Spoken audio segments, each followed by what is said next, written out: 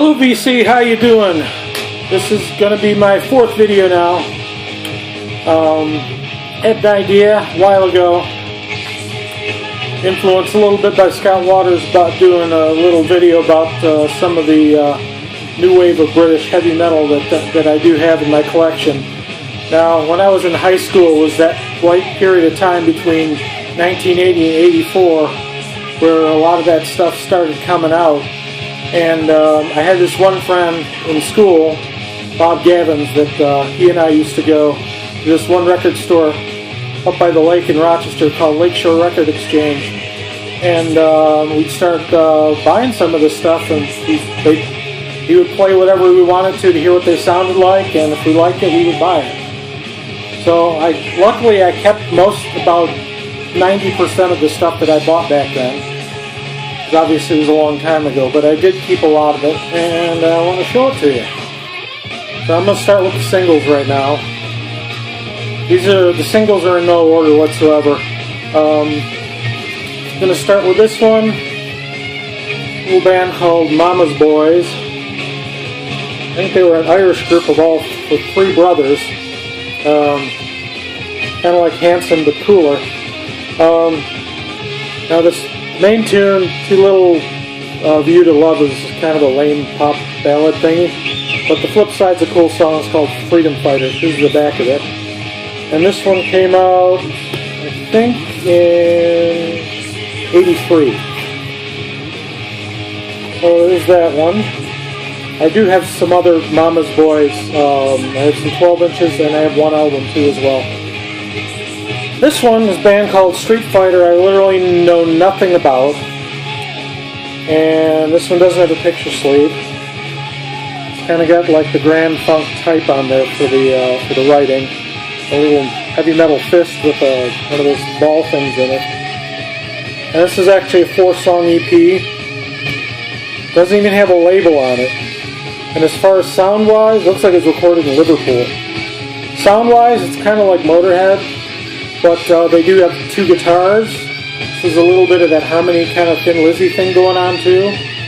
But the singers kind of get that gruff kind of Lemmy kind of voice. But this is a good single. EP. Next, I have two. Speaking of Motorhead Jr. Tank. Now this is picture this. I think it's the only one I have.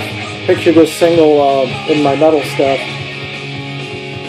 This one is I Fell in Love with a Stormtrooper and Blood, Guts, and Beer live version.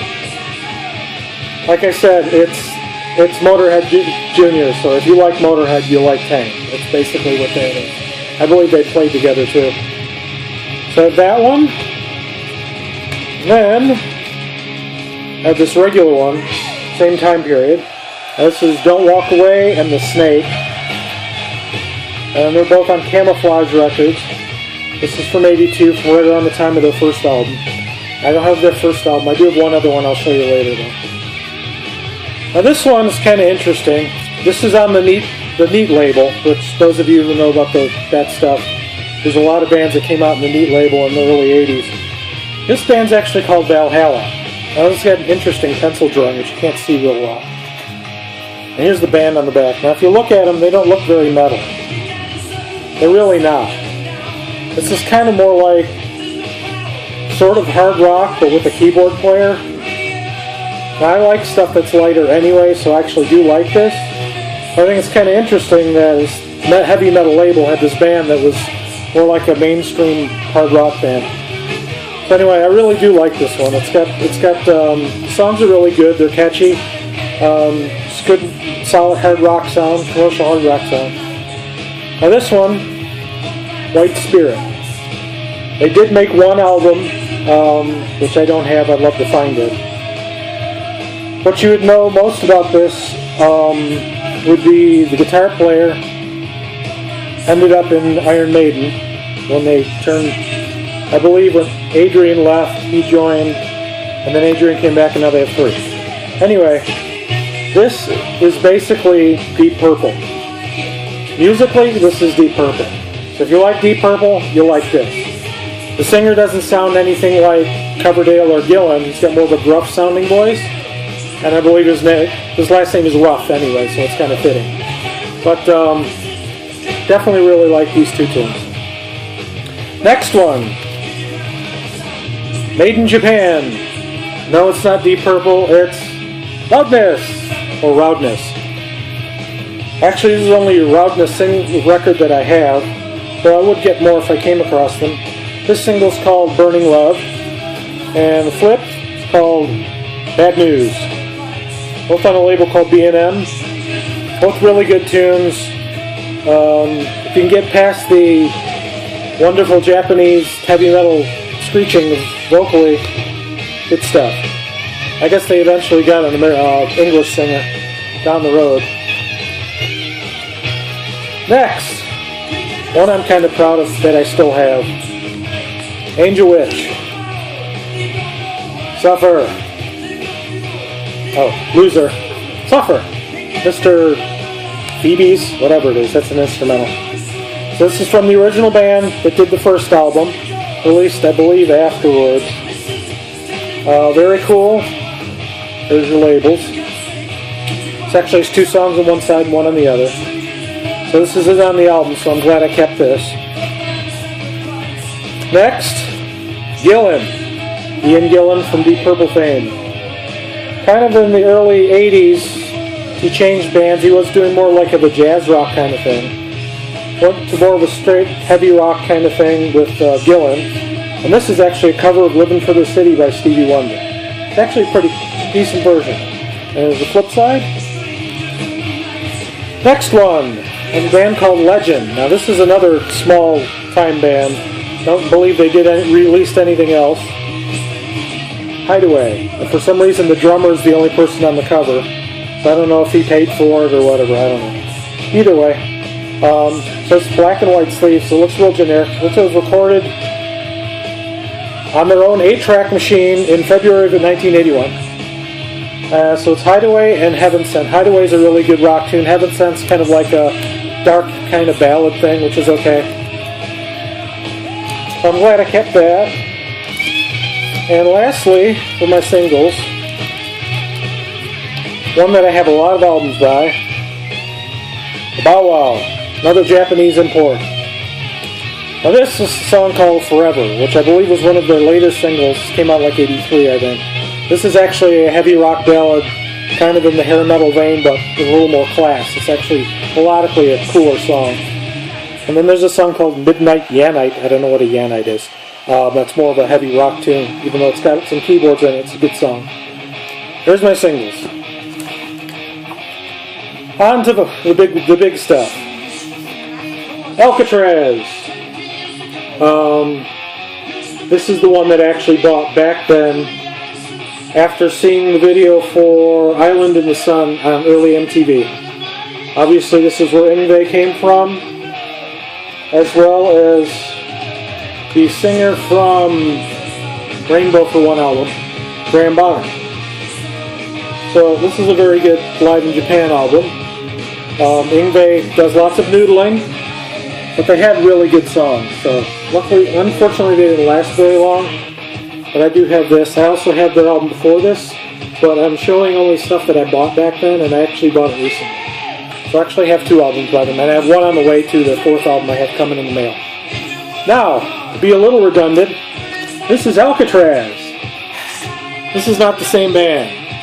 Ironically enough, it came out in the same year.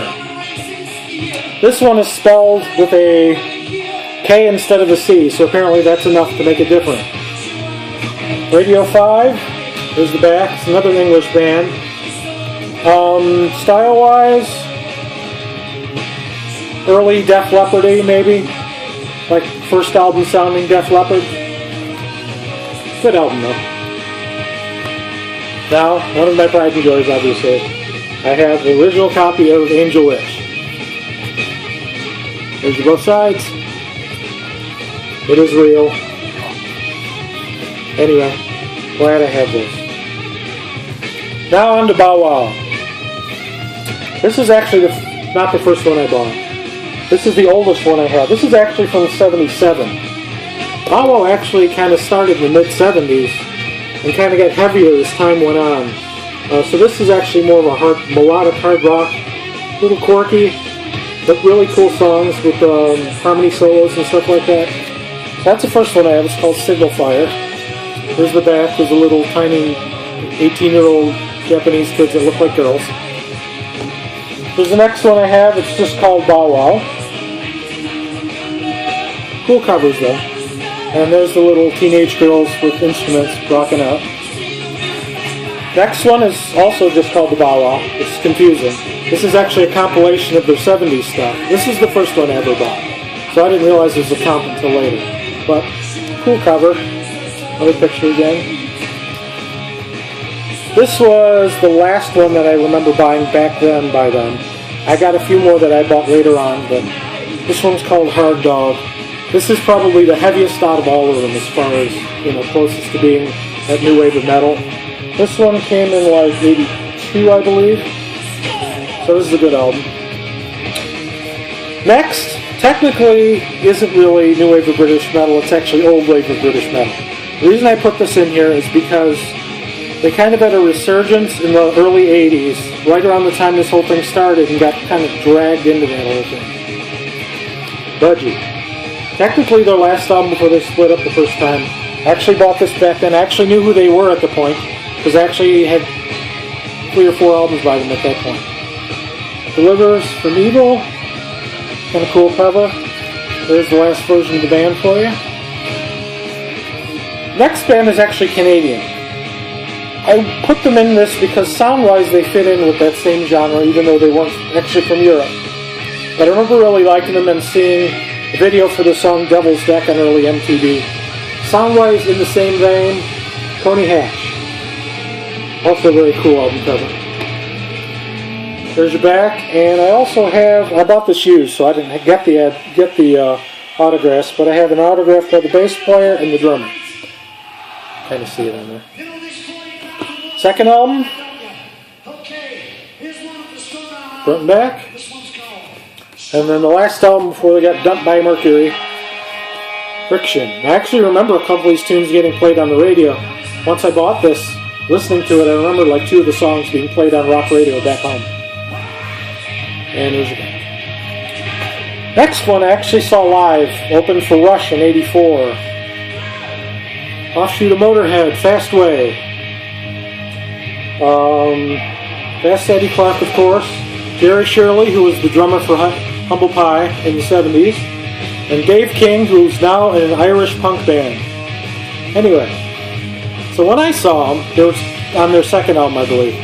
What I remember most about them, and here's the singer, the little skinny guy with the red hair.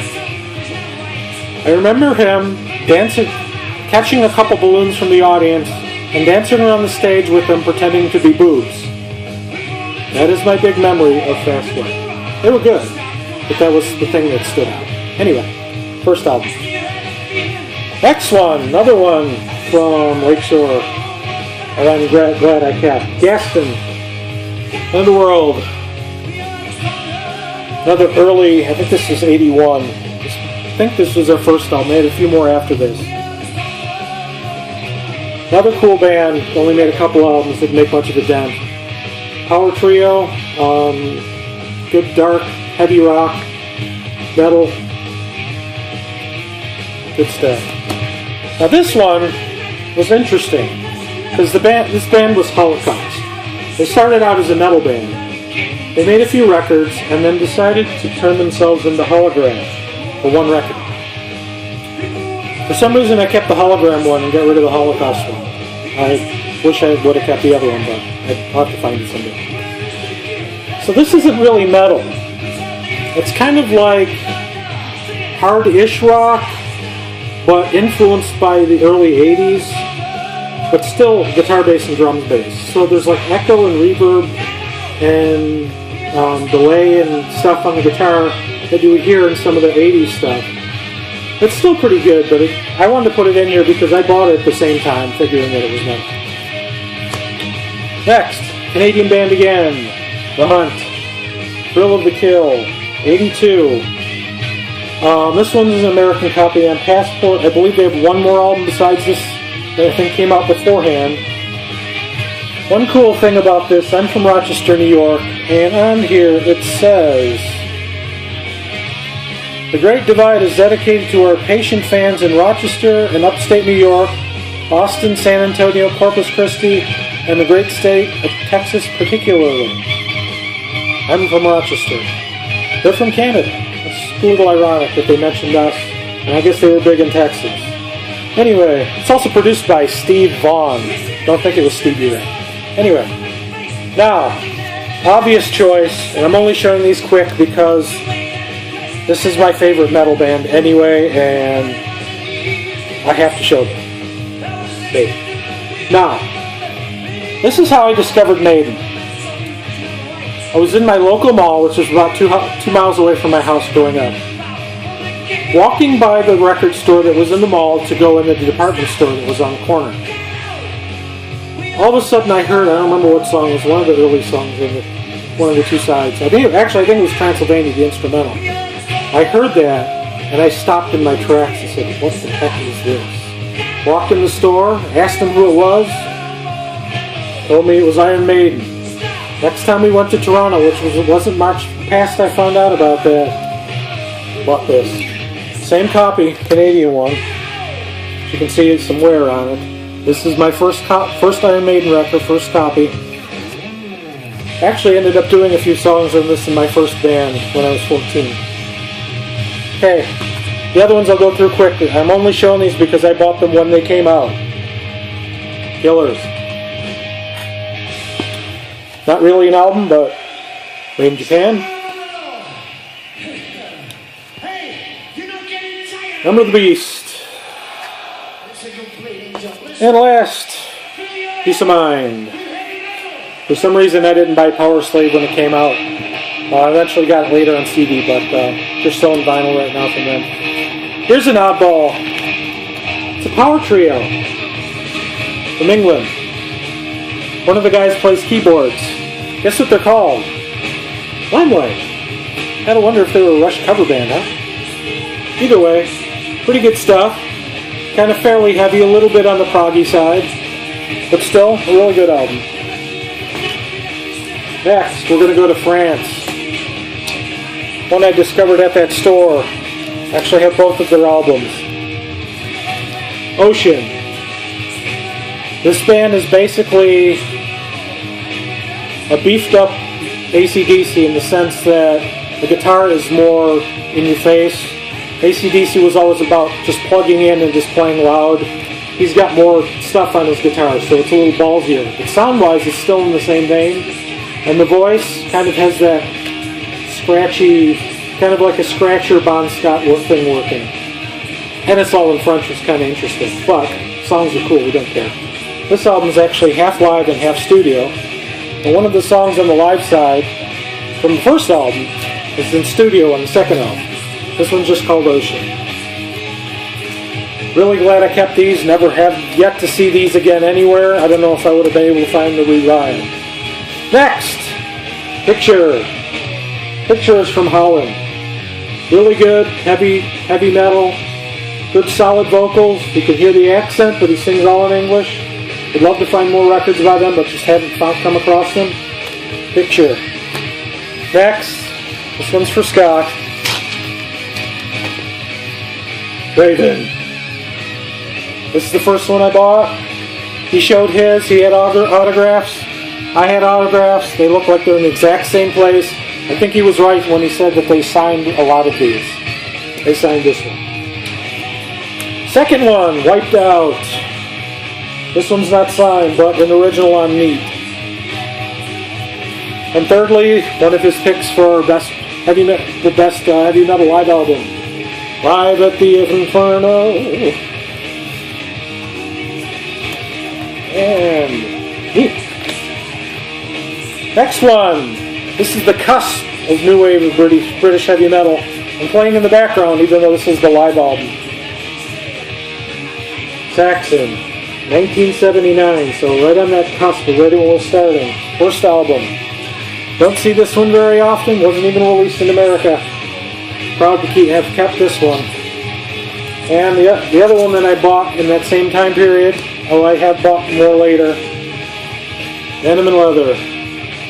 I would have had more, except one thing about my brother and I when we were growing up, we would collect our own groups, figuring that we both lived in the same house. If he wanted to hear a band that I had, or I wanted to hear one that he had, we could just borrow from their own records.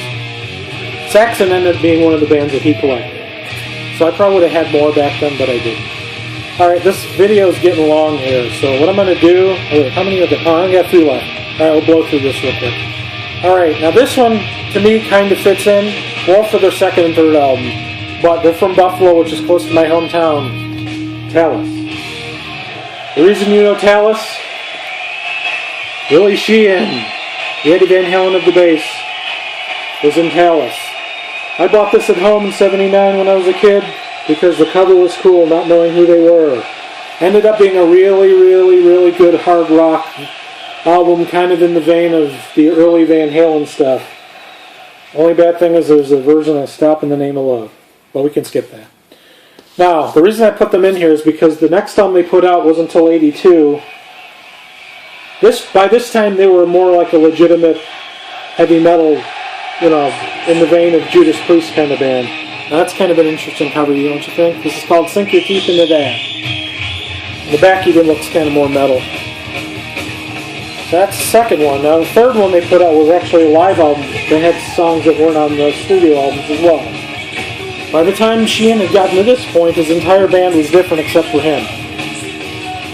So anyway, this one's called Live Speed on Ice. This was actually on Combat. I'm not going to pull it out. Okay, I showed you some Tank singles. Here was my one Tank album that I own. This is called Honor and Blood. And they became a 4-piece at this point. This one is from '84 on Road Racer. Terraplane. Now this is actually, I think this is French or something. I don't know. Anyway, this is a 12-inch. I don't know if they have an album or not, but this is a very, very hooky, heavy rock song. Not real metal, but still kind of on that cusp. And then there's 3 songs that are live on the flip that are really cool. There's a live picture of them. This is on a label called City. So I'm glad I kept this. Another one I've never seen before. Last band I got in here, Tigers of Pantang, A Cage. Another really good melodic heavy rock song. Jeff Sykes later from Whitesnake and what the hell's the other band? I forgot. Anyway, he was not on this album, but he was in the band. So this is this one. I actually had one other one that I remember had a red cover that I got rid of for some stupid ass reason. I should have kept it. And then last, Spellbound, Tigers of Pantang. This is the one that actually has Mr. Sykes on it. There he is right there. He went from this to Thin Lizzy and then to Whitesnake. Anyway, that's my stuff. We're up to 23 minutes. I think I should cut this off. So, sayonara, take it easy, rock out.